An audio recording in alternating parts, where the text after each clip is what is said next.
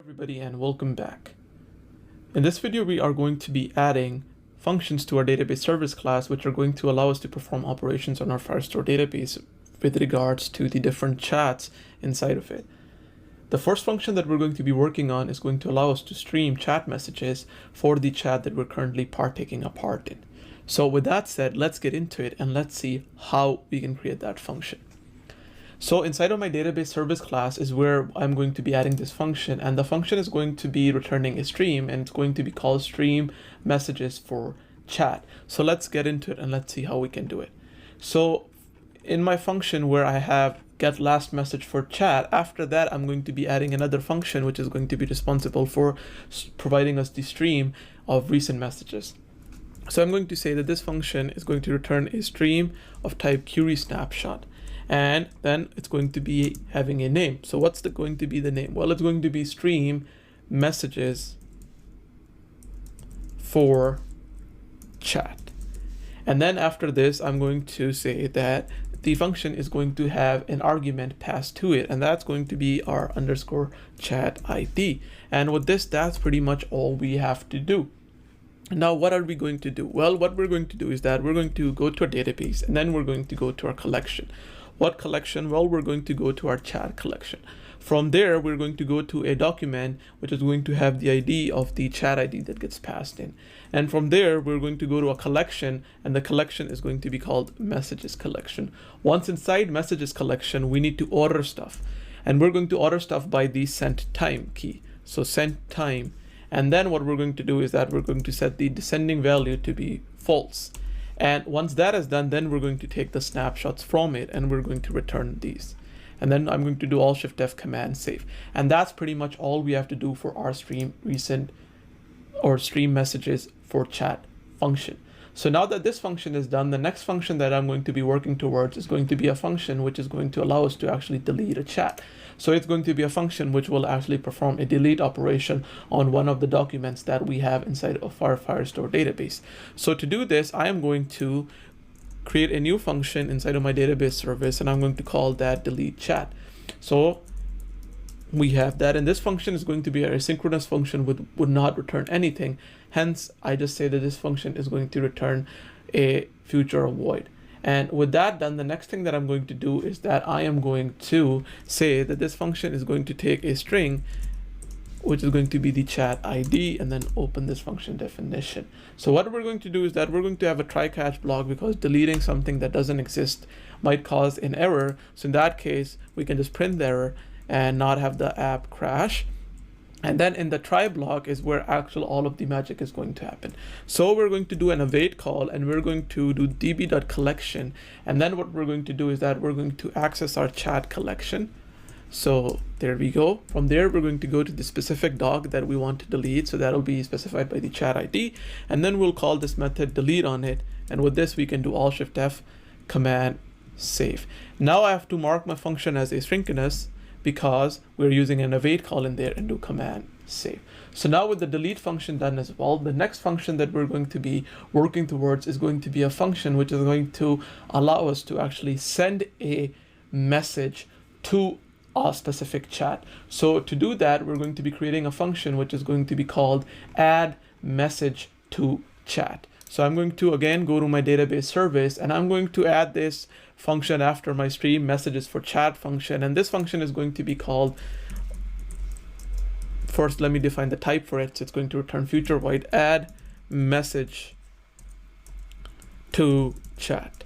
And then what we're going to do is that we're going to say that this function is going to take a chat ID, and then it's also going to take in a chat message. So where do we get the chat message from? Well, firstly, we've got to import that specific model. So I'm going to go to the top of the file. I'm going to say that I'm importing some models, and I'm going to say that I'm going to import .. and from there models, and then chat message. Then I'll come down to where I have my add message to chat, and I'm going to define the other parameter for this function, which is going to be a chat message. And then I'm going to say that it's going to be called underscore message. With this, I'll define that this function is asynchronous by adding the async keyword and open the definition. I'm going to add another try catch block, and inside of the catch block, I'll just print the actual print statement by doing print E. And then what I'm going to do is that I'm going to move to my try block. In my try block, I'm going to await, and I'm going to say that I'm going to do db.collection. Then I'm going to access the chat collection. From there, I'm going to access the document with the specific ID, which is going to be chat ID. Once that is done, I am going to also say that it's going to be underscore chat ID. And I'm going to now go to the function. I just suddenly got lost. Give me, yep. And I'm going to update the document reference to do underscore chat ID. Once we're at the specific document, we're going to go to the specific collection, which is going to be the messages collection. And once inside of the messages collection, we are going to do add. And what are we going to be adding? Well, if you remember, to our chat message function, we had actually added a convenience function, which actually returned a JSON object to us, which was a representation of the data that our chat message had. So I'm just going to call that function. So I'm going to do that. You need to add this following document, which is going to be represented by the message.toJSON call, and then do Alt-Shift-F command, save. So with this, we have our function to actually add a message to the chat as well. So with this, that's pretty much all we had to do. So now that we have the add message to chat function done, we have the delete chat function done, and we have our stream recent messages for chat function done. The last function that I want to make sure that we have inside of our database service file is called the update chat data function. So I'm just going to take a quick look through our actual database file, and I cannot see that we have an update chat data function. So I'm just going to do a quick search as well, update chat data, and we don't. So let's just create that as well. So what the update chat data function is going to do is that it's going to allow us to update parts of the data that are inside of one chat document. So that could be, for example, updating whatever we want.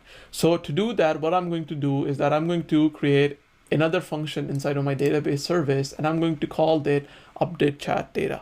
So after my add message to chat function, which is this one, I'm going to add that other function. So I'm going to say that this function, similar to how our other write functions have been, is going to return a future void. And then I'm going to say that it's going to be called update chat data. With this, I'll open the parentheses, and inside of the parentheses, I'll say that one, we'll get the chat ID, obviously, but we'll also get a map, which is going to have type string, comma, dynamic, and I'll call this data. Then I'll mark this function to be asynchronous, and I'll open the definition up. Inside of this function, I'm going to say that we are going to again have a try catch block, and inside of our catch block, we're just going to print a error. And with this, we can move to our try block. Inside of our try block, what we have to do is that we need to call the update function on the specific document. So I'm going to do an await call, and then I'll say that db.collection, then go to our chat collection. So chat collection, and then from the chat collection, go to the specific document with the ID of chat ID, and from there call the update function on it. And then the update function requires us to pass it some data. And what's the data that we're going to pass it? Well, the data we're going to pass it is going to be this underscore data variable that gets passed in of type map string, comma, dynamic. So I'll just do underscore data and do Alt-Shift-F command save. So that's pretty much all the functions that we had to add to our database service. So with this, we've kind of laid down the foundation for the database service, and now we have access to the different methods that we require inside of our chat page provider to, one, read from the database, and second, manipulate the database in whatever way or shape we want. So with that, I'm going to be ending this video here, and I'll see you guys in the next video, where we'll kind of like try to integrate some of these functions into our chat page provider class. So thank you for watching, and I'll catch you guys in the next video.